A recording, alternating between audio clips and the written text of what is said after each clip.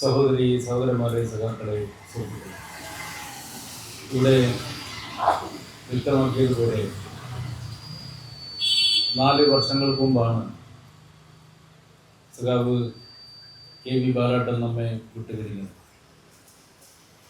അദ്ദേഹം പാർട്ടിയുടെ ഏരിയ സെക്രട്ടറിയായി, അതിനു മുമ്പ് പെരളശ്ശേരി ലോക്കൽ കമ്മിറ്റിയുടെ സെക്രട്ടറിയായി, ബ്രാഞ്ച് സെക്രട്ടറിയായും പ്രവർത്തിച്ചിട്ടുണ്ട്. കമ്മ്യൂണിസ്റ്റ് കർഷക പ്രസ്ഥാനത്തെ കരുത്തോടുകൂടി നയിക്കുന്നതിൽ പെരളശ്ശേരിയിലും മടക്കാട് ഏരിയയിലാകെയും മാതൃകാപരമായിട്ടുള്ള പങ്കുവഹിച്ച നേതാവായിരുന്നു സഖാവ് KV ബാലാട്ടൻ.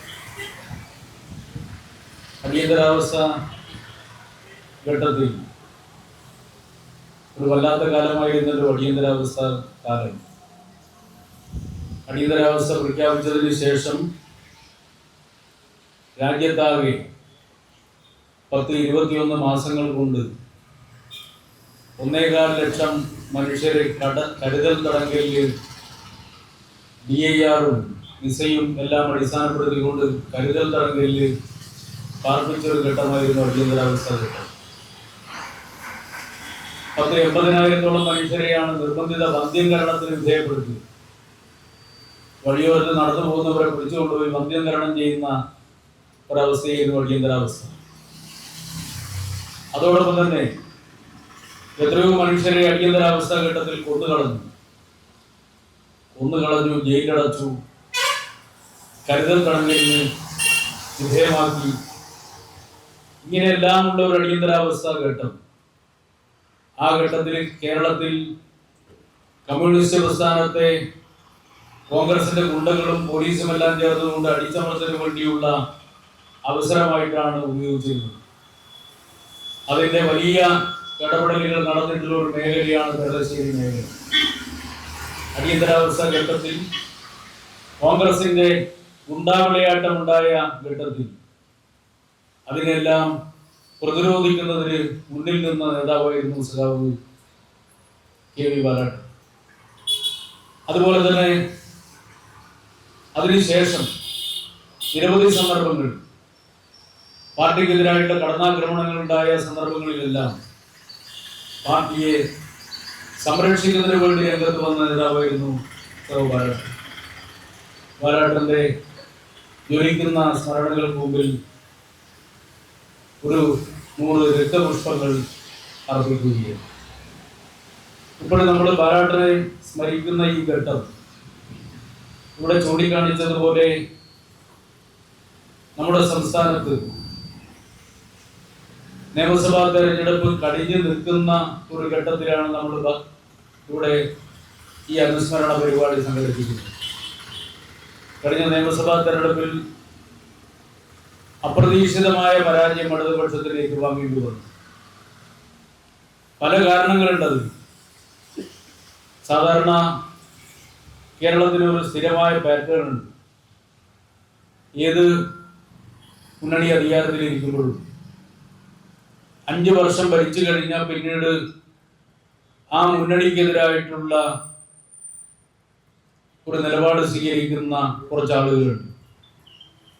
എല്ലാ ഘട്ടത്തിലും ഭരണത്തിനെതിരായി വോട്ട് ചെയ്യുന്ന ഒരു സമീപനം സ്വീകരിക്കുന്ന സമൂഹമാണ് കേരളീയ സമൂഹം. അതുകൊണ്ടാണ് കേരളത്തിൽ എല്ലായ്പ്പോഴും 5 വർഷം ഒരു മുന്നണി ഭരിച്ചാൽ പിന്നീട് മറ്റൊരു 5 വർഷം മറ്റൊരു മുന്നണി ഭരിക്കുന്ന സ്ഥിതി സാധാരണ നിലയിൽ ഉണ്ടാവുന്നു. എന്നാൽ ചരിത്രത്തിൽ ആദ്യമായി ആ ഒരു അവസ്ഥ മാറി. ആ അവസ്ഥക്ക് മാറ്റം വന്നത് 2021-ലാണ്. 2021 നിയമസഭാ തെരഞ്ഞെടുപ്പിൽ ചരിത്രത്തിലാദ്യമായി ഒരു ഇടതുപക്ഷ സർക്കാരിന് തുടർച്ചയുണ്ടായി. ആ തുടർച്ചയുണ്ടാവുന്നതിന് പല കാരണങ്ങളുണ്ട്.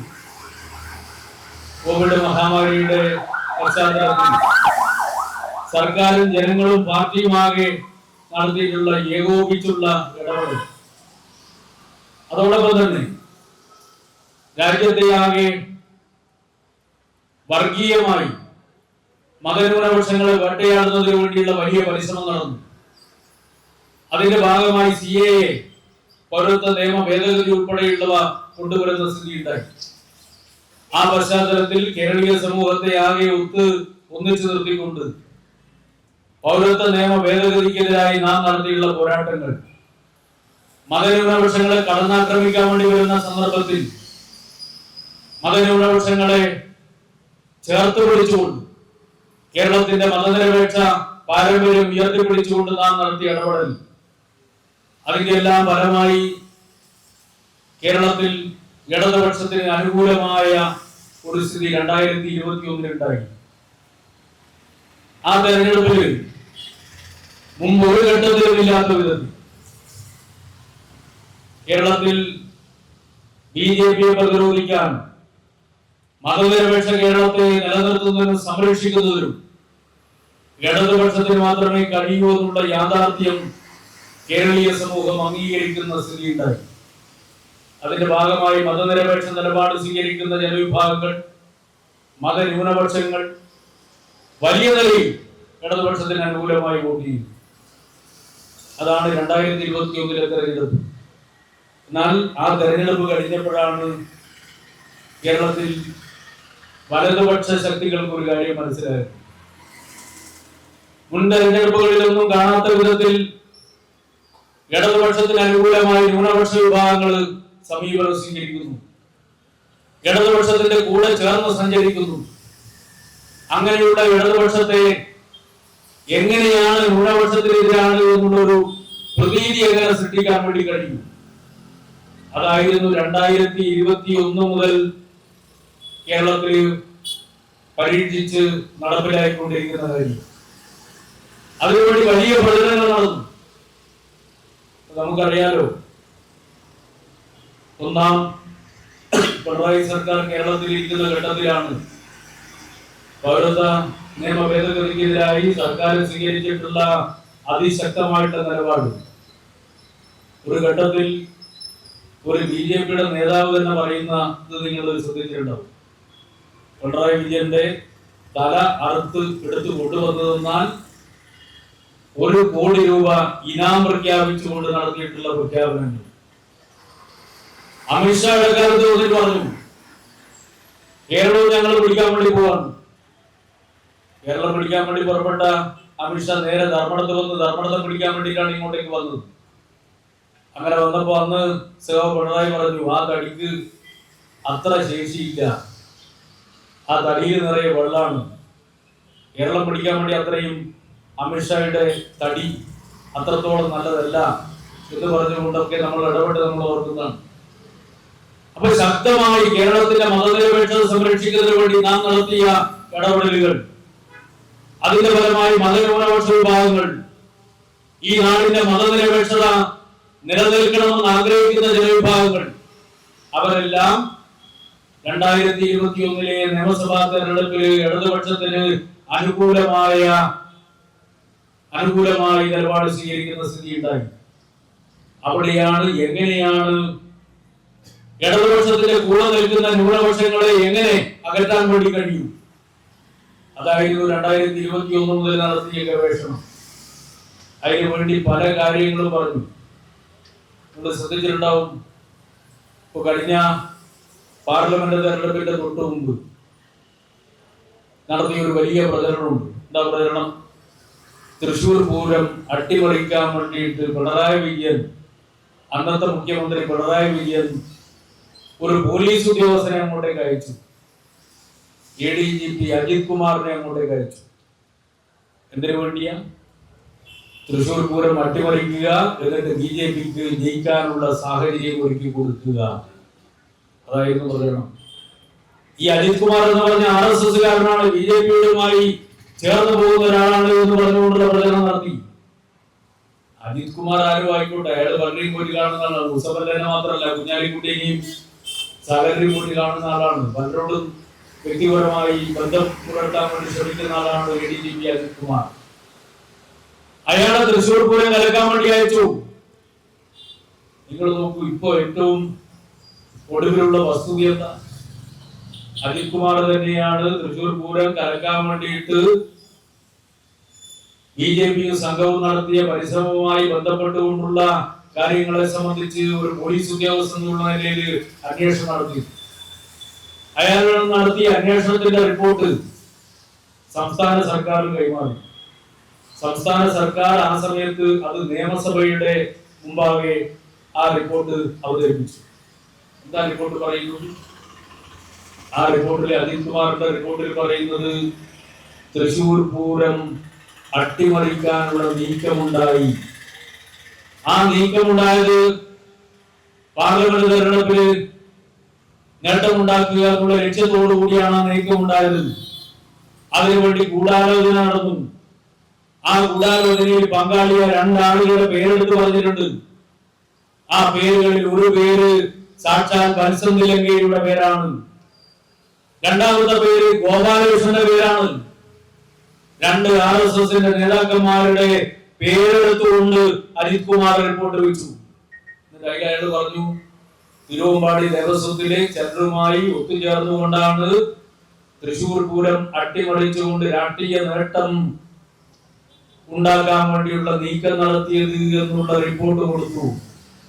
ഞാൻ ചോദിക്കട്ടെ, ഈ അജിത് കുമാർ BJP-കാരനാണെങ്കിൽ BJP-കാരായ രണ്ട് നേതാക്കന്മാര് തൃശൂർ പൂരം അട്ടിമറിക്കാൻ വേണ്ടി ശ്രമിച്ചു എന്ന് പറഞ്ഞുകൊണ്ടുള്ള റിപ്പോർട്ട് എഴുതി വെക്കോ? ആ റിപ്പോർട്ട് ഇപ്പോൾ നിയമസഭയുടെ മുന്നിലില്ലേ? ഇപ്പോ നമ്മള് LDF ഗവൺമെന്റ് അധികാരത്തിലിരിക്കുന്ന സമയത്ത് സ്റ്റേറ്റ് പോലീസ് ചീഫിനെ നിയമിക്കണം. SPC DGP-മാരുടെ കൂട്ടത്താണ് സംസ്ഥാന പോലീസ് മേധാവിയെ നിശ്ചയിക്കുന്നത്. സംസ്ഥാന പോലീസ് മേധാവിയെ തീരുമാനിക്കുമ്പോൾ 5 ആളുകളുടെ ഒരു പാനൽ അല്ലെങ്കിൽ DGP പട്ടികയിലുള്ള എത്ര ആളാണോ DGP റാങ്കിലുള്ളത് അവരുടെയൊക്കെ പാനൽ കേന്ദ്രത്തിന് കൊടുക്കണം. കൊടുത്തു കഴിഞ്ഞാൽ ചുരുങ്ങിയത് 3 ആളുകളെ കേന്ദ്ര സർക്കാർ അംഗീകരിച്ചു. ആ 3-ൽ ഇഷ്ടമുള്ള ആളെ സംസ്ഥാന സർക്കാരിന് നിയമിക്കാം. സംസ്ഥാന സർക്കാർ 5 പേരുടെ ഒരു പാനൽ കേന്ദ്രത്തിന് കൊടുത്തു. കൊടുത്ത സമയത്ത് ആ 5-ൽ നിന്ന് 2 പേര് അന്ന് BJP ഗവൺമെന്റ് നരേന്ദ്രമോദിയുടെ ഗവൺമെന്റ് വെട്ടിക്കളഞ്ഞു. ഏതൊക്കെ പേരാണെന്നറിയും? അന്ന് വെട്ടിക്കളഞ്ഞ ഒന്നാമത്തെ പേര് കേരളത്തിൽ തന്നെ ഏറ്റവും നല്ല പോലീസ് ഉദ്യോഗസ്ഥൻ എന്ന് പറയാൻ വേണ്ടി കഴിയുന്ന മനോജ് എബ്രഹാമിന്റെ പേരായിരുന്നു. എന്താ മനോജ് എബ്രഹാമിന്റെ പേര് വെട്ടിക്കളയാൻ കാരണം? മനോജ് എബ്രഹാമിന്റെ പേര് വെട്ടിക്കളയാൻ കാരണം മറ്റൊന്നുമല്ല, മനോജ് എബ്രഹാമിന്റെ പേര് തന്നെയാ പ്രശ്നം. ആ പേരിലുള്ള ഒരാള് അങ്ങനെ സംസ്ഥാന പോലീസ് മേധാവിയായി കേരളത്തിൽ മാറണ്ട എന്ന് കേന്ദ്ര ഗവൺമെന്റ് തീരുമാനിച്ചതിന്റെ ഭാഗമായിട്ടാണ് ആ പേര് വെട്ടിക്കളഞ്ഞത്. രണ്ടാമത് വെട്ടിക്കളഞ്ഞ പേരേതാണെന്ന് അറിയും? ആ രണ്ടാമത് വെട്ടിക്കളഞ്ഞ പേരാണ് സാക്ഷാൽ അജിത് കുമാർ. ഞാൻ ചോദിക്കട്ടെ, RSSന് വേണ്ടി RSSകാരനായി നിൽക്കുന്ന ഒരാളാണ്, BJP-യുമായി ബന്ധപ്പെടുന്ന ഒരാളായിരുന്നു അജിത് കുമാർ എങ്കിൽ BJP-യുടെ കേന്ദ്ര ഗവൺമെന്റ് നരേന്ദ്രമോദിയുടെ സ്വന്തം ഓഫീസ് ഈ അജിത് കുമാർ എന്ന് പറയുന്ന DGP-യെ വെട്ടിക്കളയുമായിരുന്നോ? അയാളെ നിലനിർത്തി DGP സ്റ്റേറ്റ് പോലീസ് ചീഫ് സംസ്ഥാന പോലീസ് മേധാവി ആയിക്കോട്ടെ എന്ന് ചിന്തിക്കുമായിരുന്നില്ലേ? എന്താ വെട്ടിക്കളഞ്ഞത്? അയാൾ BJP-യെ വെട്ടിക്കളയുമായിരുന്നോ? ആ അജിത് കുമാറിന് BJP-യാണ് എന്ന് ചിത്രീകരിച്ചുകൊണ്ടാണ് തൃശൂർ പൂരം അട്ടിമറിക്കാൻ വേണ്ടി ഇതാ പിണറായി വിജയൻ അജിത് കുമാറിനെ അങ്ങോട്ടേക്ക് അയച്ചു എന്ന് പറയുന്ന പെരുന്നുണ തെരഞ്ഞെടുപ്പിന് മുമ്പ് പ്രചരിപ്പിച്ചത്. അങ്ങനെയല്ലേ പറഞ്ഞത്? യാഥാർത്ഥ്യം എന്താ? നിങ്ങൾ നോക്കൂ, കഴിഞ്ഞ പാർലമെന്റ് തെരഞ്ഞെടുപ്പ് കഴിഞ്ഞപ്പോ ആ പാർലമെന്റ് തെരഞ്ഞെടുപ്പിൽ കേരളത്തിലെ മിക്കവാറും മണ്ഡലങ്ങളിൽ ഇടതുപക്ഷത്തിന്റെ വോട്ട് കുറഞ്ഞു. പാർലമെന്റ് തെരഞ്ഞെടുപ്പിൽ 2 മണ്ഡലങ്ങളിൽ ഇടതുപക്ഷത്തിന് വോട്ട് വർദ്ധിച്ചു. അങ്ങനെ 2 മണ്ഡലങ്ങളിൽ വർദ്ധിച്ചപ്പോ ഏറ്റവും കൂടുതൽ വോട്ട് ഇടതുപക്ഷത്തിന് കഴിഞ്ഞ പാർലമെന്റ് തെരഞ്ഞെടുപ്പിൽ വർദ്ധിച്ച മണ്ഡലമാണ് സാക്ഷാൽ തൃശൂർ മണ്ഡലം. ഇടതുപക്ഷത്തിന് വോട്ട് വർദ്ധിച്ചു.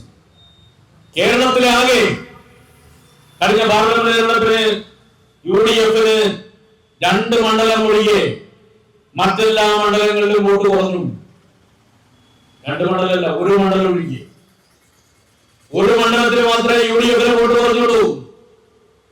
മറ്റെല്ലാവരും വോട്ട് കൂടി. UDF-ന് വോട്ട് കുറഞ്ഞ മണ്ഡലത്തിന്റെ പേരാണ് തൃശൂർ മണ്ഡലം. എത്ര വോട്ടാ കുറഞ്ഞെന്നറിയോ?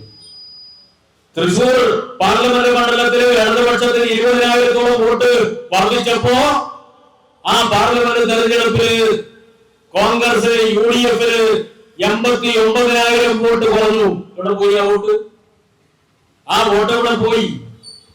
ആ വോട്ടാണ് നേരെ സുരേഷ് ഗോപിക്ക് പോയത്. ആ വോട്ട് ഉപയോഗിച്ചുകൊണ്ടാണ് സുരേഷ് ഗോപി അവിടെ ജയിച്ചത്. തെരഞ്ഞെടുപ്പ് കഴിഞ്ഞപ്പോ മുരളീധരൻ പറഞ്ഞു കോൺഗ്രസിന്റെ വോട്ട് ഞങ്ങൾക്ക് കിട്ടിയില്ല, കോൺഗ്രസിന്റെ വോട്ടെല്ലാം BJPക്ക് പോയി. അങ്ങനെയല്ലേ യാഥാർത്ഥ്യം. മുന്നിട്ട് നടത്തിയ പ്രചരണം എന്താ? നിങ്ങൾ നോക്ക്, BJP ജയിപ്പിക്കുന്നതിന് വേണ്ടി കൃത്യമായ ഡീലുണ്ടാക്കി. ആ ഡീലുണ്ടാക്കിയവർ തന്നെ നാട്ടിലെ മുഴുവൻ പ്രചരിപ്പിച്ചു. BJP ജയിപ്പിക്കാൻ വേണ്ടി കമ്മ്യൂണിസ്റ്റുകാരും ഇടതുപക്ഷവും ചേർന്ന് BJPയുമായി ഡീലുണ്ടാക്കി എന്ന് പറയുന്ന പെരുന്നുണ പ്രചരിപ്പിച്ചില്ല. ഇതായിരുന്നില്ലേ വസ്തു? ഇപ്പൊ കഴിഞ്ഞ തദ്ദേശ തെരഞ്ഞെടുപ്പിൽ കേരളത്തിലാകെ യഥാർത്ഥത്തിൽ BJP പരാജയപ്പെടുകയാണ് ചെയ്തത്. കഴിഞ്ഞ തവണ അവർ ജയിച്ചിട്ടുള്ള കൊടുങ്ങല്ലൂർ മുനിസിപ്പാലിറ്റി തോറ്റു. ഇപ്പോ ശബരിമലയുമായി ബന്ധപ്പെട്ടുകൊണ്ടുള്ള വലിയ വിവാദം നിലനിൽക്കുന്ന ഘട്ടത്തിലാണല്ലോ തദ്ദേശ തെരഞ്ഞെടുപ്പ് നടക്കുന്നത്. ആ തദ്ദേശ തെരഞ്ഞെടുപ്പിൽ പന്തളം മുനിസിപ്പാലിറ്റി BJP ജയിച്ചിരുന്ന മുനിസിപ്പാലിറ്റി ആയിരുന്നു. ആ പന്തളം മുനിസിപ്പാലിറ്റിയിൽ BJP തോറ്റു, ഇടതുപക്ഷം ജയിച്ചു. പന്തളം മുനിസിപ്പാലിറ്റി തോറ്റു, കൊടുങ്ങല്ലൂർ മുനിസിപ്പാലിറ്റി തോറ്റു, BJP പലയിടങ്ങളിൽ തോറ്റു. പക്ഷെ തോറ്റ BJP തോക്കുകയല്ല ചെയ്തത്, ജയിക്കുകയാണ് ചെയ്തത് എന്ന പ്രതീതി ഉണ്ടാകും. കാരണം എന്താ? അതിന്റെ കാരണം അവർ തിരുവനന്തപുരം കോർപ്പറേഷൻ BJP ജയിച്ചു. എങ്ങനെയാ തിരുവനന്തപുരം കോർപ്പറേഷൻ ജയിച്ചത്? തിരുവനന്തപുരം കോർപ്പറേഷനിൽ അതിന്റെ തൊട്ട് മുമ്പത്തെ തെരഞ്ഞെടുപ്പ് പാർലമെന്റ് തെരഞ്ഞെടുപ്പ്. ആ പാർലമെന്റ് തെരഞ്ഞെടുപ്പിൽ കോൺഗ്രസ് 1-ാം സ്ഥാനത്ത് വന്ന പല ബൂത്തുകളിലും കോൺഗ്രസ് 3-ാം സ്ഥാനത്ത് പോയി. 3-ാം സ്ഥാനത്ത് പോയി എന്ന് പറഞ്ഞാൽ ചെറുക്കനെയല്ല. 41 വാർഡുകളിൽ BJP 1-ാം സ്ഥാനത്ത് വന്ന 41 വാർഡുകളിൽ നേരെ കോൺഗ്രസ് 3-ാം സ്ഥാനത്ത് പോയി.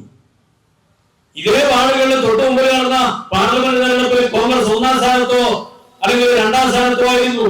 അങ്ങനെയുള്ള കോൺഗ്രസ് പാർട്ടിയാണ് 41 വാർഡുകളിൽ 3-ാം സ്ഥാനത്ത് പോകുന്നത്. 3-ാം സ്ഥാനത്ത് പോകുന്നത് എങ്ങനെയാ? ഒരു വാർഡിൽ ഏതാണ്ട് 7,000 വോട്ടുണ്ട്. തിരുവനന്തപുരം കോർപ്പറേഷൻ വാർഡിൽ 5,000, 6,000, 7,000 വോട്ടുണ്ട്.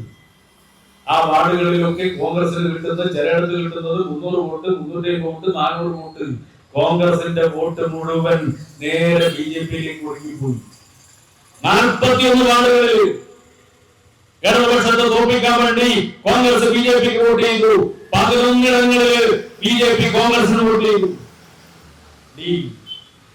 കൃത്യമായ ഡീൽ ഉണ്ടാക്കി നാട്ടിൽ മുഴുവൻ പ്രചരിപ്പിച്ചു. കമ്മ്യൂണിസ്റ്റുകാരും ഇടതുപക്ഷവും BJPയുമായിട്ട് ഡീലാണ്. ഈ ഉത്സവ പറമ്പത്ത് ബാല പൊട്ടിച്ച് ഓടുന്ന കള്ളനുണ്ടല്ലോ, ആ കള്ളന്റെ അതേ മനോഭാവമാണ്. മാലി പൊട്ടിച്ച് ഓടുന്നതിന്റെ ഇടയിൽ കള്ളന്ന് വിളിച്ചു കൂടി ഓടുന്ന സമയത്ത് നാട്ടുകാരുടെ ഇവനല്ല കള്ളൻ, ആള് വേറെ ആളെ പിന്നാലെ പോകും. അമ്മാതിരി കുതന്ത്രല്ലേ പ്രയോഗിച്ചു. ഡീലുണ്ടാക്കിയല്ലേ ഈ പണി ചെയ്തു. ഇപ്പൊ കഴിഞ്ഞ നിയമസഭാ തെരഞ്ഞെടുപ്പ് നിങ്ങൾ നോക്കൂ. ഇപ്പൊ കണ്ണൂർ ജില്ലയുടെ അനുഭവം. കണ്ണൂർ ജില്ലയിൽ ഒരുപക്ഷെ കൂത്തുപറമ്പ് മണ്ഡലത്തിലും അഴീക്കോട് മണ്ഡലത്തിലും മുസ്ലിം ലീഗിന്റെ സ്ഥാനാർത്ഥിയായിരുന്നില്ല എങ്കിൽ ഈ 2 മണ്ഡലങ്ങളിൽ കൂടി ഡീലുണ്ടാവുമായിരുന്നു. ആ 2 മണ്ഡലങ്ങളിൽ BJP വോട്ട് പിടിച്ചു. എന്നാൽ ഇടതുപക്ഷത്തെ തോൽപ്പിക്കാൻ കഴിയുമെന്ന് തോന്നുന്ന അല്ലെങ്കിൽ തോൽപ്പിക്കണം എന്ന് നിശ്ചയിക്കുന്ന മണ്ഡലങ്ങളിൽ കൃത്യമായി വോട്ട് മാറ്റി ചെയ്തു. പേരാവൂർ മണ്ഡലം തെരഞ്ഞെടുപ്പിന്റെ ഒരു ഘട്ടത്തിൽ ഞാൻ മനസ്സിലാക്കുന്നത് സണ്ണി ജോസഫ് എന്നെ പറഞ്ഞു പേരാവൂര് എന്തിനാണ് ജയിക്കാൻ കഴിയില്ല, ശൈല ടീച്ചർ തന്നെയാണ് ജയിക്കുക. ഇടതുപക്ഷം ജയിച്ചു വരികയാണെന്നുള്ള നല്ല പ്രതീതി ഉണ്ടായി. കഴിഞ്ഞ നിയമസഭാ തെരഞ്ഞെടുപ്പിൽ കിട്ടിയ വോട്ടിനടുത്ത് തന്നെ ഏതാണ്ട് അവിടെ വോട്ട് നമുക്ക് ലഭിച്ചു. ആ പേരാവൂരില് കഴിഞ്ഞ പാർലമെന്റ് തെരഞ്ഞെടുപ്പിൽ കിട്ടിയ വോട്ടിനേക്കാൾ ഏതാണ്ട് 9,000-ഓളം വോട്ട് BJPക്ക് കിട്ടിയ വോട്ട് 9,000-ഓളം വോട്ട് കാണാനില്ല. ആ വോട്ട് നേരെ കോൺഗ്രസിന് പോയിരിക്കും. 9,000 വോട്ട് കോൺഗ്രസിന് കൊടുത്തു പേരാവൂർ മണ്ഡലത്തിൽ. പയ്യന്നൂർ മണ്ഡലത്തിൽ 11,000-ഓളം വരുന്ന BJPയുടെ വോട്ട് UDFന്റെ സ്ഥാനാർത്ഥിക്ക് നൽകി. Strategic voting. ഞാൻ ഒരു ഘട്ടത്തിൽ ഒരു സ്ഥലത്ത് പ്രസംഗിച്ചപ്പോൾ ജനറൽ പരിഹസിച്ചു. ഞാനത് പറഞ്ഞു, ചിലയിടങ്ങളിൽ കൈത്താങ്ങ്, വേറെ ചിലയിടങ്ങളിൽ താമരത്താങ്ങ്. കൈത്താങ്ങും താമരത്താങ്ങും പരസ്പരം സഹായിക്കായിരുന്നു. കേരളത്തിലാകെ നിങ്ങൾ നോക്കൂ, 31 നിയമസഭാ മണ്ഡലങ്ങളില് ബിജെപിയുടെ വോട്ട് വലിയ നിലയിൽ കുറഞ്ഞു. ബിജെപിയുടെ വോട്ട് കോൺഗ്രസിന് നൽകി. സ്ട്രാറ്റജിക് വോട്ടിംഗ് കോൺഗ്രസിന് നൽകൽ മാത്രമല്ല, തിരിച്ചു കൊടുത്തു. ഇപ്പോ കേരളത്തിലെ ചരിത്രത്തിലാദ്യമായി 3 നിയമസഭാ മണ്ഡലങ്ങളിൽ ബിജെപി ജയിച്ചിരിക്കുകയാണ്. ആ 3 നിയമസഭാ മണ്ഡലങ്ങളിൽ 3 കോൺഗ്രസ് 3-ാം സ്ഥാനത്ത് പോയി. 3 സ്ഥലത്ത് കോൺഗ്രസ് 3-ാം സ്ഥാനത്ത് പോയി. കോൺഗ്രസിന്റെ കഴിഞ്ഞ നിയമസഭാ തെരഞ്ഞെടുപ്പിൽ, അത് പറയുന്ന സമയത്ത് നമ്മൾ മനസ്സിലാക്കേണ്ട ഒരു കാര്യം, കോൺഗ്രസിന് കേരളത്തിലെ ഒട്ടുമിക്ക മണ്ഡലങ്ങളിലും കഴിഞ്ഞ നിയമസഭാ തെരഞ്ഞെടുപ്പിൽ കിട്ടിയതിനേക്കാൾ വൻതോതിൽ വോട്ട് വർദ്ധിച്ചിട്ടുണ്ട്. മിക്കവാറും എല്ലാ മണ്ഡലങ്ങളിലും വൻതോതിൽ വോട്ട് വർദ്ധിച്ചിട്ടുണ്ട്. എന്നാൽ ബിജെപിയുമായിട്ട് സ്ട്രാറ്റജിക് വോട്ടിംഗ് നടത്താൻ വേണ്ടി തീരുമാനിച്ചിടങ്ങളിൽ കോൺഗ്രസ് ബിജെപിയുടെ വോട്ട് കുറഞ്ഞു. അങ്ങനെ കുറഞ്ഞ 3 മണ്ഡലങ്ങളിലാണ് ബിജെപി ജയിച്ചു വന്നത്. നിയമം ഉൾപ്പെടെ ബിജെപിയുടെ വോട്ട് കുറഞ്ഞു. അപ്പൊ വി ഡി സതീശൻ പത്രസമ്മേളനം നടത്തിയിട്ട് പറഞ്ഞു, ഞങ്ങളുടെ ബിജെപിയുടെ കോൺഗ്രസിന്റെ വോട്ട് കുറഞ്ഞു. കോൺഗ്രസിന്റെ വോട്ട് മാത്രമല്ലല്ലോ, നിങ്ങൾ CPM-ന്റെ വോട്ട് കുറഞ്ഞില്ലേ?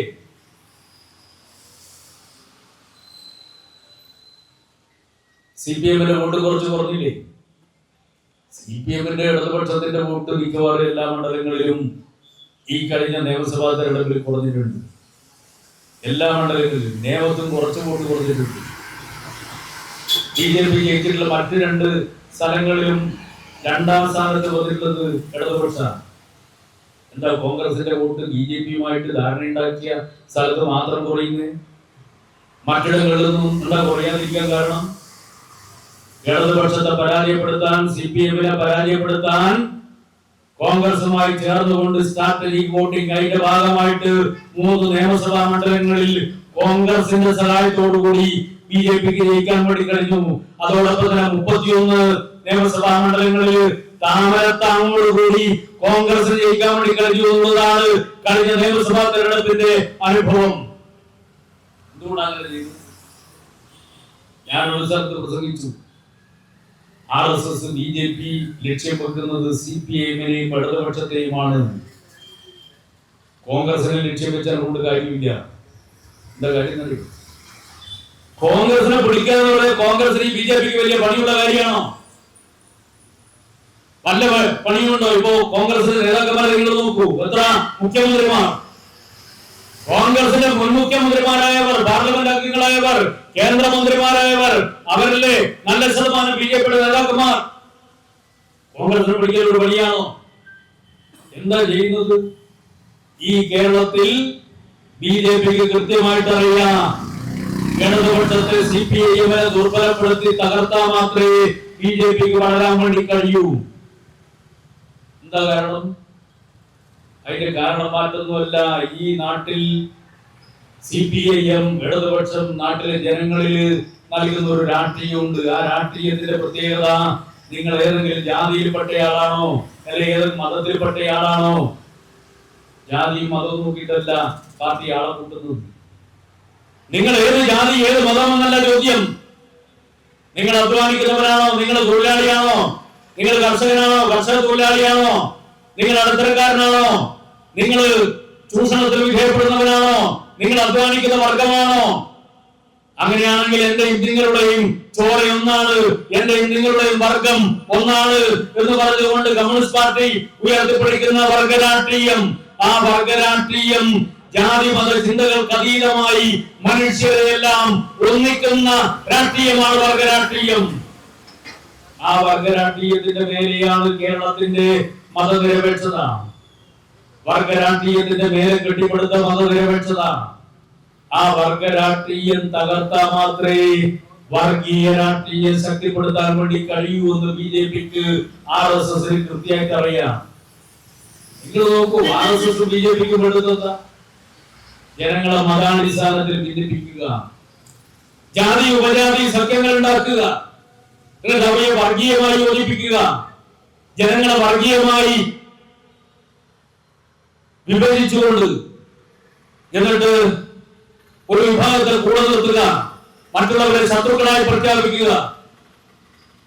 അങ്ങനെ ചെയ്യണമെങ്കിൽ ജനങ്ങളുടെ ഐക്യത്തെ തകർക്കണം. കേരളത്തിലെ മനുഷ്യരുടെ ഐക്യത്തിന്റെ അടിത്തറ എന്ന് പറയുന്നത് വർഗരാഷ്ട്രീയമാണ്. വർഗരാഷ്ട്രീയം തകർക്കണം. വർഗരാഷ്ട്രീയം തകർക്കണമെങ്കിൽ CPIM-നെ ദുർബലപ്പെടുത്തണം. അതിനുവേണ്ടിയാണ് പാർട്ടിയെ ലക്ഷ്യം വെക്കുന്നത്. അതിനുവേണ്ടിയാണ് കോൺഗ്രസുമായി ചേർന്നുകൊണ്ട് ഇടതുപക്ഷത്തെ തകർക്കുന്നതിന് വേണ്ടി സ്ട്രാറ്റജിക് വോട്ടിംഗ് കേരളത്തിൽ ഉടനീളം നടത്തിയത്.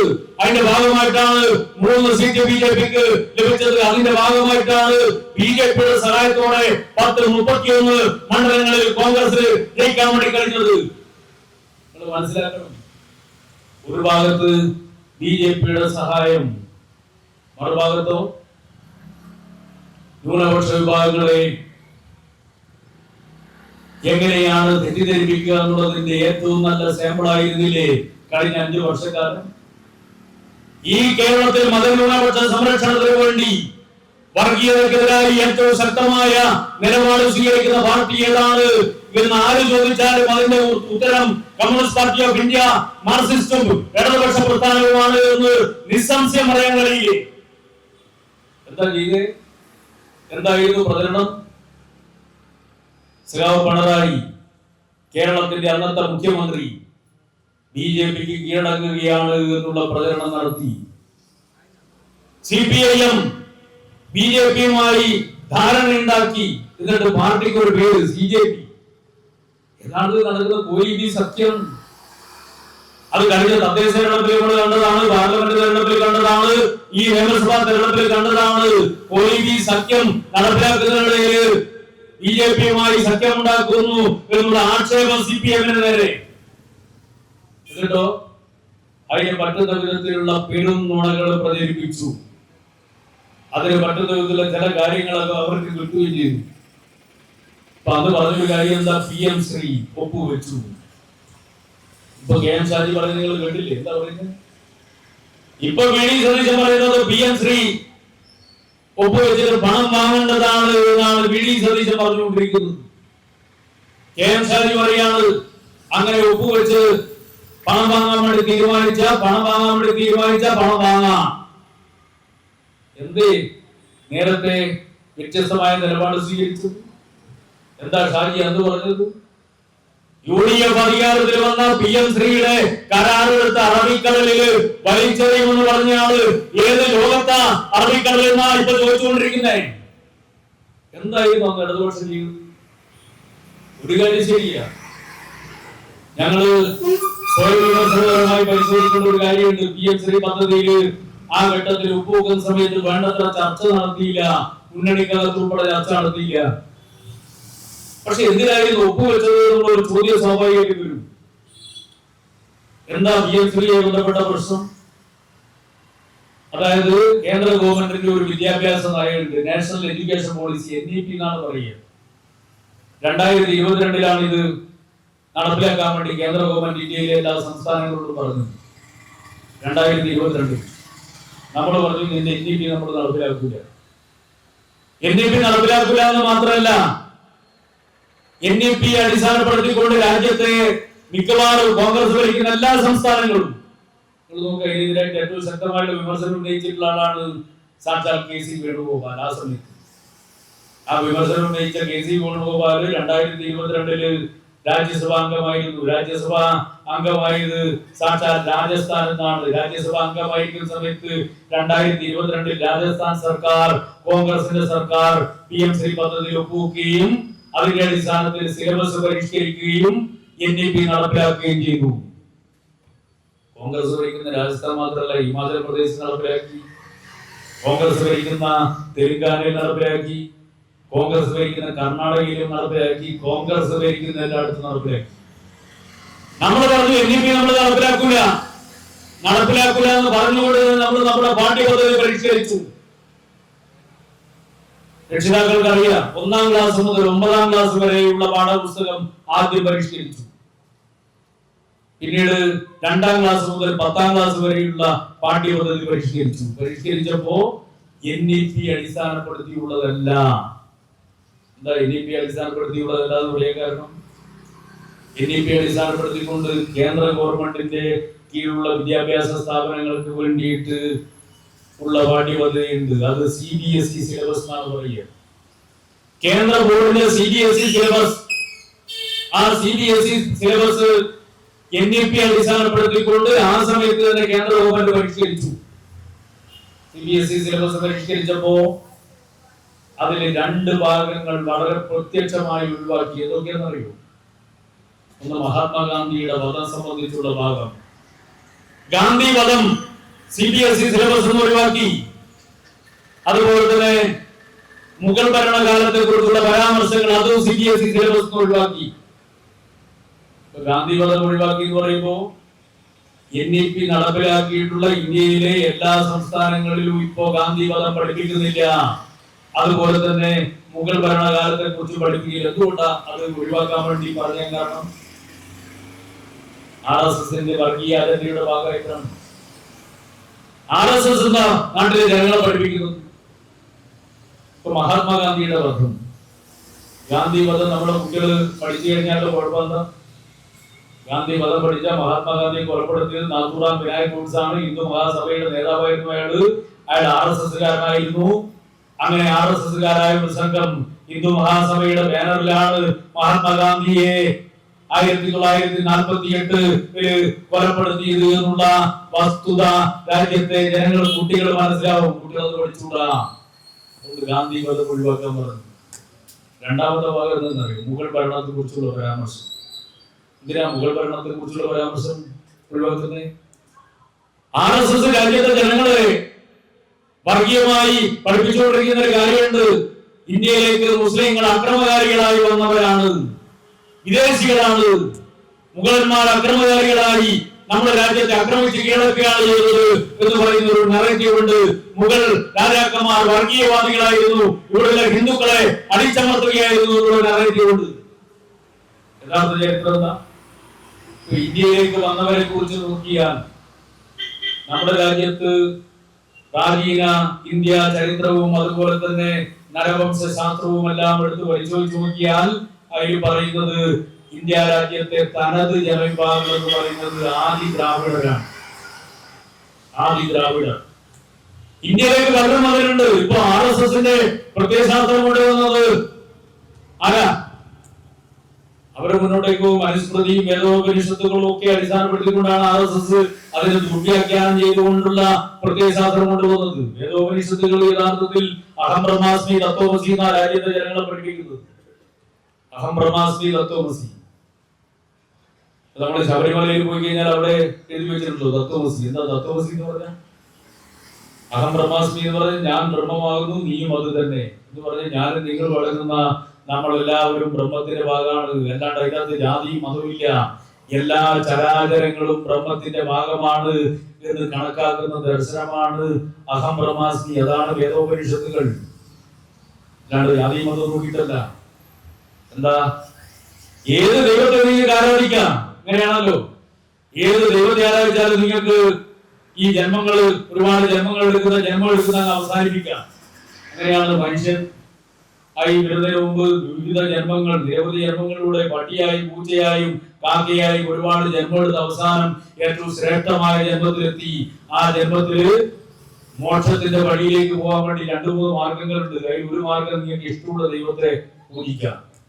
33 കോടി ദൈവങ്ങൾ. 33 കോടി ദൈവങ്ങൾ എന്ന് പറഞ്ഞാൽ 33 കോടി എണ്ണല്ല. 33 കാറ്റഗറിയിൽ വരുന്നതിനെയാണ് 33 കോടി ദൈവങ്ങൾ എന്ന് പറയുന്നത്. ഏത് ദൈവത്തെയും പ്രാർത്ഥിക്കാം. ആരെ പ്രാർത്ഥിച്ചാലും ഈ പറയുന്ന പരമപദം പ്രാപിക്കാം. അങ്ങനെയാണ്. അല്ല, ദൈവത്തെ പ്രാർത്ഥിക്കുന്നില്ല കരുതുക. നിങ്ങൾ ധാർമ്മിക പ്രവൃത്തികൾ മാത്രം ചെയ്യുക, നല്ല കാര്യം മാത്രം ചെയ്യുക. RSSകാരൻ ചെയ്യുന്ന പണിയല്ല, നല്ല കാര്യം മാത്രം ചെയ്യുക. അങ്ങനെ ചെയ്താലും നിങ്ങൾക്ക് ദൈവത്തിലെത്താം. ഈ ജന്മം എടുക്കുന്ന അവസാനിക്കാം. അങ്ങനെയാണ്. അതുകൊണ്ടാണ് അഹം ബ്രഹ്മാസ്മി തത്വമസി എന്ന് പറയുന്നത്. ഞാൻ ബ്രഹ്മമാകുന്നു, നീയും അത് തന്നെ. വസുദൈവ കുടുംബകം, ലോകമേ തറവാട് എന്നാണ്. അതാ ഈ ഹൈന്ദവ ദർശനം എന്ന് പറയുന്നത്. അതിനെയാണ് ദുർവ്യാഖ്യാനിച്ചുകൊണ്ട്, ചാന്ദ്രപ്രജ്ഞത്തെ അടിസ്ഥാനപ്പെടുത്തിക്കൊണ്ട്, മനുസ്മൃതിയുടെ വ്യാഖ്യാനത്തെ വെച്ചുകൊണ്ട്, ആ മനുസ്മൃതിയെ അടിസ്ഥാനപ്പെടുത്തിക്കൊണ്ടുള്ള ഹിന്ദുരാഷ്ട്രം ആ ഹിന്ദു രാഷ്ട്രത്തിന് ശത്രുക്കൾ ഇങ്ങനെ ആളുകളാണ് എന്ന് പറഞ്ഞുകൊണ്ട് മുസ്ലിങ്ങളെയും ക്രിസ്ത്യാനികളെയും കമ്മ്യൂണിസ്റ്റുകാരെയും ശത്രുക്കളായിക്കൊണ്ട് അവതരിപ്പിക്കുന്ന ദുർവ്യാഖ്യാനം. അതാണ് RSSന്റെ ഹിന്ദുത്വത്തിന്റെ വ്യാഖ്യാനം. ആ വ്യാഖ്യാനത്തിൽ ഒരു വ്യാഖ്യാനം എല്ലാം വിദേശത്ത് വന്നതാണ്. എന്നാൽ ചരിത്രം പഠിക്കുന്ന കുട്ടികൾക്ക് അറിയാം. ഇപ്പൊ മുഗൾ ഭരണത്തെ കുറിച്ച് പഠിക്കുന്ന ചരിത്രം പഠിക്കുന്ന കുഞ്ഞുങ്ങൾ എന്താ പഠിക്കുന്നത്? മുഗൾ രാജാക്കന്മാർ, ആ രാജാക്കന്മാരുടെ എല്ലാം സേനാധിപന്മാർ മിക്കവാറും രജപുത്രന്മാരായിരുന്നു. എന്ന് പറഞ്ഞാൽ ഹൈന്ദവ രീതിയിൽ ജീവിക്കുന്നവരായിരുന്നു. രജപുത്രന്മാരാണ് മിക്കവാറും രാജാക്കന്മാരുടെ സേനാധിപന്മാർ. അക്ബർ ചക്രവർത്തി അദ്ദേഹം പറഞ്ഞു, നമ്മുടെ രാജ്യത്ത് ഒരുപാട് മതമുണ്ട്, ഇഷ്ടമുള്ളവരെ ഇഷ്ടമുള്ള മതത്തില് വിശ്വസിച്ചോട്ടെ. അങ്ങനെ വിശ്വസിക്കുമ്പോൾ തന്നെ നമുക്ക് എല്ലാവർക്കും ചേർന്ന് പൊതുവായിട്ടൊരു മതം ഉണ്ടാകുന്നത് നല്ലതല്ലേ എന്ന് പറഞ്ഞുകൊണ്ട് അദ്ദേഹം ഒരു മതം തന്നെ ഉണ്ടാക്കി. ആ മതത്തിന്റെ പേരാണ് ദീൻ ഇലാഹി. ചരിത്രം പഠിക്കുന്ന നമുക്കതറിയാം. അപ്പൊ നമ്മളെ കുട്ടികൾ ആ ചരിത്രം പഠിക്കരുത്. പഠിക്കാതിരുന്ന എന്താ? RSS പഠിപ്പിക്കുന്ന ഈ തെറ്റായ വർഗീയതയെ അടിസ്ഥാനപ്പെടുത്തിക്കൊണ്ട ചരിത്രം പിഞ്ചു കുഞ്ഞുങ്ങളുടെ തലച്ചോറിലേക്ക് കുത്തിച്ചേർക്കാൻ വേണ്ടി കഴിയും. അതുകൊണ്ട് RSS പറയുന്നതിനെ അടിസ്ഥാനപ്പെടുത്തിക്കൊണ്ട് പാഠ്യപദ്ധതി മാറ്റണം. ഈ 2 ഭാഗങ്ങൾ, അത് മാത്രമല്ല വേറെയും കുറെ മാറ്റമുണ്ട്. 2 ഭാഗങ്ങൾ മാറ്റണം എന്ന് പറഞ്ഞു. നിങ്ങൾ നോക്കൂ, കേരളത്തിലെ പാഠ്യപദ്ധതി പിണറായി സർക്കാർ, 2ാം പിണറായി സർക്കാർ പരിഷ്കരിച്ചപ്പോ ആ പാഠപുസ്തകം വീട്ടില് കുഞ്ഞുങ്ങളുടെ കയ്യിൽ ഉണ്ടാവുന്ന പാഠപുസ്തകം, ആ പാഠപുസ്തകം എടുത്ത് നോക്കുക. അതിൽ മുഗൾ ഭരണത്തെ കുറിച്ചുള്ള കൃത്യമായ പരാമർശങ്ങളുണ്ട്. ഗാന്ധി മതത്തെ കുറിച്ചുള്ള ഭാഗങ്ങൾ എഴുതി ചേർത്തിട്ടുണ്ട്. NEP-യുടെ മുമ്പിൽ ഒരിക്കലും കേരളത്തിലെ ഇടതുപക്ഷ ജനാധിപത്യ മുന്നണി ഗവൺമെന്റ് കീഴടങ്ങിയിട്ടില്ല. പക്ഷെ വന്ന പ്രശ്നം എന്താ? 2022 മുതൽ ഈ പറഞ്ഞതുപോലെ പാഠ്യപദ്ധതി പരിഷ്കരിക്കാത്തതുകൊണ്ട് കേന്ദ്ര ഗവൺമെന്റ് നമ്മളോട് പറഞ്ഞുകൊണ്ടിരിക്കുക, പാഠ്യപദ്ധതി ഞങ്ങൾ പറയുന്ന പോലെ പരിഷ്കരിച്ചില്ലെങ്കിൽ നിങ്ങൾക്ക് SSA ഫണ്ട് തരൂല. PMCയുടെ ഫണ്ടല്ല, SSA ഫണ്ട്. SSA ഫണ്ട് തരൂല. SSA ഫണ്ട് എന്ന് പറഞ്ഞാൽ വിദ്യാഭ്യാസ അവകാശ നിയമം അനുസരിച്ച് കേന്ദ്ര ഗവൺമെന്റ് UPA ഗവൺമെന്റില് ഇടതുപക്ഷ പിന്തുണ നൽകുന്ന സമയത്താണ് വിദ്യാഭ്യാസ അവകാശ നിയമം വന്നത്. ആ നിയമം അനുസരിച്ച് കേന്ദ്ര ഗവൺമെന്റ് 75%, സംസ്ഥാന സർക്കാർ 25%മാണ് പൊതുവിദ്യാഭ്യാസത്തിന് വേണ്ടി ചെലവഴിക്കേണ്ടത്. 75% കേന്ദ്രം ചെലവഴിക്കണം. BJP അധികാരത്തിൽ വന്നപ്പോൾ ആ 75% വെട്ടിക്കുറച്ച് 60%, 40% കുറച്ചു. സംസ്ഥാനം 60%, കേന്ദ്രം 40% എന്ന നിലയിൽ വെട്ടിച്ചുരുക്കി. കേരളത്തിന്റെ സംസ്ഥാനത്തിൽ കൂടി 60% സംസ്ഥാനം അങ്ങനെ നിൽക്കുക. ആ വിഹിതം അത് ഉപയോഗിച്ച അധ്യാപകർക്ക് ശമ്പളം കൊടുക്കുന്നേ ആ പണം 2022 മുതൽ കേരളത്തിന് കിട്ടുന്നില്ല. തുടർച്ചയായി നമ്മൾ ആവശ്യപ്പെട്ടു, ഭരണകൂട കത്തെഴുതി, കോടതിയിൽ വ്യവഹാരം, ആ പണം കിട്ടുന്നില്ല. അപ്പോഴാണ് ഇന്ത്യയിലെ 3 സംസ്ഥാനങ്ങൾ PM ശ്രീ പദ്ധതി, NEP നടപ്പിലാക്കിയതിനെ കുറിച്ചല്ല, PM ശ്രീ പദ്ധതിയിൽ ഒപ്പുവെച്ചില്ല എന്ന് കേന്ദ്രം പറയുന്നത്. കേന്ദ്രം പറഞ്ഞു, തൽക്കാലം ഒപ്പുവെച്ചാൽ SSA ഫണ്ട് തരാം. PM ശ്രീ പദ്ധതി നടപ്പിലാക്കണമെങ്കിൽ എന്ത് വേണമെന്നറിയും? ഓരോ സ്കൂളിലും പ്രത്യേക പ്രോജക്റ്റ് ഉണ്ടാക്കണം. ആ പ്രോജക്റ്റ് ഉണ്ടാക്കിയിട്ട് കേന്ദ്രത്തിന് സ്കൂളിന്റെ പേര് സഹിതം കൊടുക്കണം. എന്നിട്ടാണ് PM ശ്രീ പദ്ധതി നടപ്പിലാക്കുക. NEP നടപ്പിലാക്കുക എന്നുള്ള ഒരു പ്രശ്നം ആ സമയത്ത് ഉണ്ടായിരുന്നില്ല. പുതിയ വിദ്യാഭ്യാസം നടപ്പിലാക്കേണ്ട പ്രശ്നം ആ സമയത്തില്ല. കാരണം നമ്മൾ പാഠ്യപദ്ധതി നേരത്തെ തന്നെ പരിഷ്കരിച്ചു, പക്ഷെ ചർച്ച ചെയ്തില്ല, ഒപ്പുവെച്ചു. ഇപ്പൊ സംഭവിക്കുന്ന എന്താ? ഇപ്പൊ BD സതീശൻ പറയുന്നത് കേട്ടില്ലേ? ഞങ്ങൾ സ്കൂളിന്റെ ലിസ്റ്റ് കൊടുത്തില്ല, സ്കൂളിന്റെ ലിസ്റ്റ് കൊടുക്കാൻ പോകുന്നേ ഉള്ളൂ. നിങ്ങൾ നോക്കൂ, ഇന്ത്യ രാജ്യത്ത് ഈ NEP നടപ്പിലാക്കിയിട്ട് ആ NEP അടിസ്ഥാനപ്പെടുത്തിക്കൊണ്ട് പാഠ്യപദ്ധതി പരിഷ്കരിക്കാതെ മതേതര സിലബസിനെ അടിസ്ഥാനപ്പെടുത്തിക്കൊണ്ട് പാഠ്യപദ്ധതി പരിഷ്കരിച്ച ഒരേ ഒരു സംസ്ഥാനം മാത്രമേ ഈ ഇന്ത്യ രാജ്യത്തുള്ളൂ. അതിന്റെ പേരാണ് കേരളം. ഇടതുപക്ഷം ഭരിച്ചിരുന്ന കേരളം, പിണറായി മുഖ്യമന്ത്രിയായിരുന്ന കേരളം എന്ന് നമ്മൾ മനസ്സിലാക്കണം. അപ്പൊ നിങ്ങൾ ചോദിക്കും, പശ്ചിമ ബംഗാൾ ഒപ്പുവെച്ചില്ലല്ലോ, തമിഴ്നാട് ഒപ്പുവെച്ചില്ലല്ലോ. തമിഴ്നാടിന് ഒറ്റ പ്രശ്നമേ ഉള്ളൂ, NEP-യിലൊരു വ്യവസ്ഥയുണ്ട്. എന്താ വ്യവസ്ഥ എന്നറിയും? ത്രിഭാഷാ പദ്ധതി നടപ്പിലാക്കണം എന്ന് പറഞ്ഞാൽ ഹിന്ദി പഠിപ്പിക്കണം. ഹിന്ദിയും തമിഴും ഇംഗ്ലീഷും പഠിപ്പിക്കണം. ത്രിഭാഷാ പദ്ധതി നിർബന്ധമാണ്. നമ്മളെ സംബന്ധിച്ചിടത്തോളം നമ്മൾ ഹിന്ദി പണ്ടേ പഠിപ്പിക്കുന്നത്. അതുകൊണ്ട് അക്കാര്യത്തിൽ നമുക്ക് എതിർപ്പില്ല. തമിഴ്നാട്ടിൽ പക്ഷേ ഹിന്ദിയോട് എതിർപ്പാണ്. അതുകൊണ്ടാണ് തമിഴ്നാടെന്ന് എതിർത്തത്.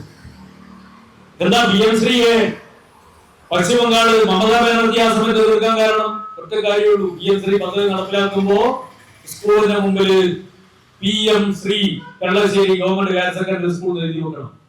മമതാ ബാനർജി പറഞ്ഞു എന്റെ സ്കൂളിന് മുമ്പിൽ PM ശ്രീ എഴുതി വെക്കൂല. അതേ അവരുടെ എതിർക്കുള്ളൂ. മമതാ ബാനർജി എന്ന് പറഞ്ഞാൽ BJP സർക്കാരില് കേന്ദ്രമന്ത്രിയായി പ്രവർത്തിച്ചിരുന്ന ആളാണ് മമതാ ബാനർജി. NEP ആയിട്ട് അവർക്ക് ഒരു എതിർപ്പില്ല. അപ്പൊ NEP എതിർത്തുകൊണ്ട് പാഠ്യപദ്ധതി പരിഷ്കരിച്ച മതേതര രീതിയിൽ പാഠ്യപദ്ധതി പരിഷ്കരിച്ച സംസ്ഥാനം കേരളം. അങ്ങനെ നിൽക്കുന്ന കേരളമാണ് ആ ഘട്ടത്തിൽ ആ സമീപനം സ്വീകരിച്ചത്. എന്നിട്ട് അതിനെ വിമർശിച്ച് തെറ്റായ രീതിയിൽ പ്രചരിപ്പിച്ച് ഇതാ BJPയുടെ പാഠ്യപദ്ധതി ഇവിടെ നടപ്പിലാക്കുകയാണ് എന്ന് തെറ്റിദ്ധരിപ്പിച്ചുകൊണ്ട് മതന്യൂനപക്ഷങ്ങളെയും മതേതര വിഭാഗങ്ങളെ തെറ്റിദ്ധരിപ്പിച്ചവര് ഇപ്പോ ആ PM ശ്രീ പദ്ധതി അക്ഷരാർത്ഥത്തിൽ നടപ്പിലാക്കുന്നതിന് വേണ്ടി രംഗത്ത് വരിക. നോക്കണം, അറബിക്കടലിൽ വലിച്ചെറിയെന്ന് പറഞ്ഞവരാ ഇപ്പൊ അറബിക്കടലിൽ തപ്പി നടക്കുക. സമ്പൂർണമായി കീഴടങ്ങല്ലേ, ഓരോ മേഖലയും കീഴടങ്ങല്ലേ. എന്തൊക്കെ നുണകളാ പ്രചരിപ്പിച്ചത്. ഇപ്പൊ വെള്ളാപ്പള്ളി നടേശൻ ആഗോള അയ്യപ്പ സംഗമം, യഥാർത്ഥത്തിൽ ആഗോള അയ്യപ്പ സംഗമം നടത്തുന്ന സമയത്ത് ഞങ്ങൾ ആലോചിച്ച ഒറ്റ കാര്യമുള്ളൂ. ശബരിമലയിൽ ഒരു മാസ്റ്റർ പ്ലാൻ തയ്യാറാക്കുന്നു. ആ മാസ്റ്റർ പ്ലാൻ വിവിധ വിഭാഗങ്ങളുമായി ബന്ധപ്പെട്ടവരുമായിട്ട് ചർച്ച ചെയ്യണം.